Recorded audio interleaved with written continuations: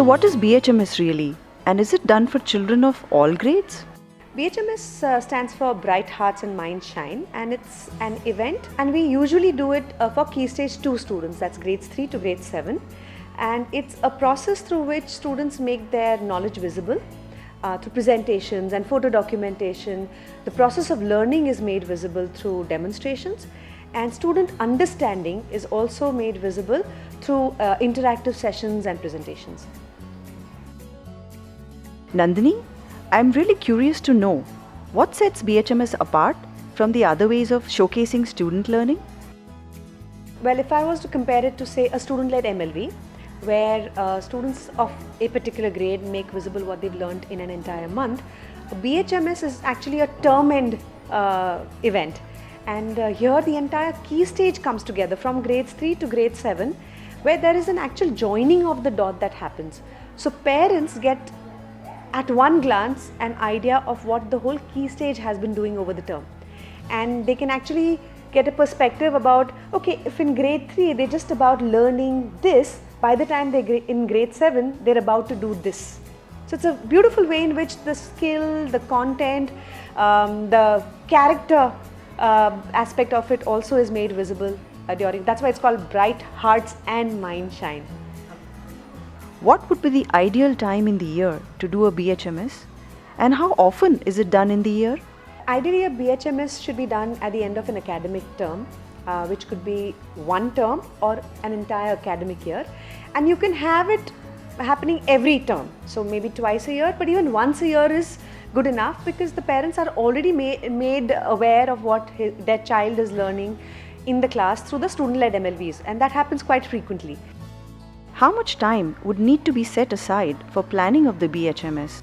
2 weeks is the recommended time for the planning and prep. So the first week, we can say an hour a day should be put aside, but as we come closer to the date, you might find you need a little more time, maybe 2 to 3 hours, and of course the day before the actual event, you need to have the entire day for the run-through. What kind of spaces would you recommend for a large-scale event like the BHMS?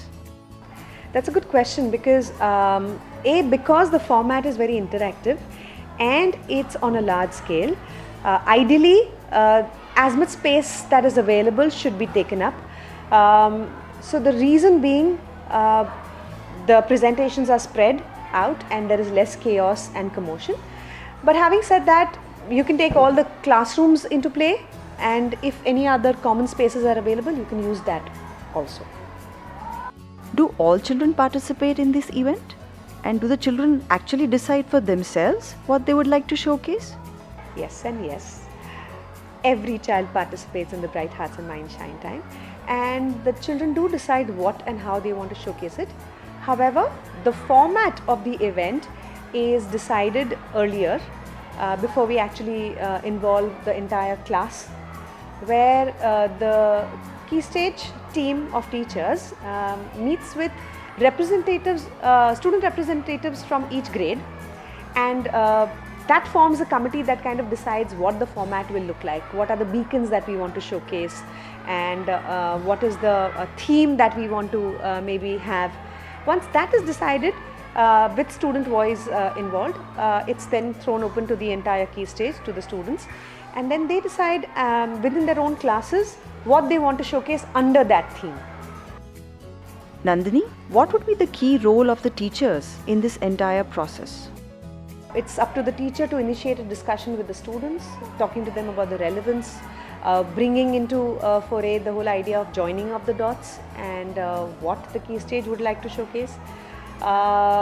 Then once the students have decided what they want to showcase and in which manner, the teacher has to ensure that there is clarity and quality, because if the final event has to be like really amazing, she has to give the right kind of feedback to help the children, push the bar higher and make sure that the final day is not just something which is like, we did it, but every student stands tall and every parent goes back feeling like, wow. Nandini, what are the 3 mantras for a successful BHMS? Planning, preparation and practice.